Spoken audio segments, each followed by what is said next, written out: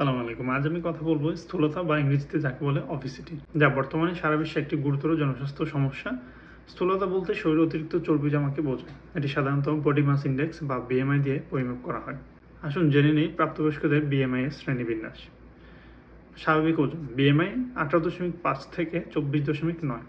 অতিরিক্ত ওজন বিএমআই 25 থেকে 29.9। স্থূলতা ক্লাস 1 বিএমআই 30 থেকে 34.9।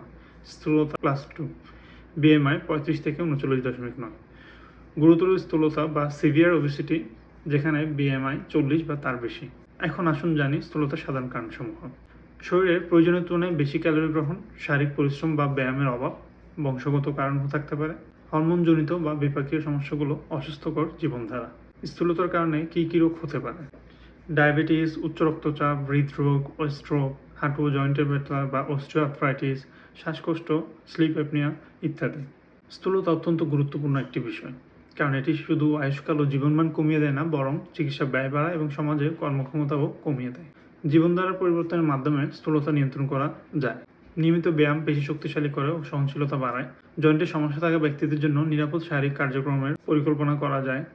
স্বাস্থ্যকর খাদ্যাভ্যাস ও সক্রিয় জীবন মেনটেন করলে এই রোগ থেকে বাঁচা সম্ভব। সুষম খাদ্য গ্রহণ, নিয়মিত শারীরিক কার্যকলাপ এবং নিয়মিত স্বাস্থ্য পরীক্ষা, এসব অভ্যাস স্থূলতা ও এর জটিলতা কমাতে সাহায্য করবে।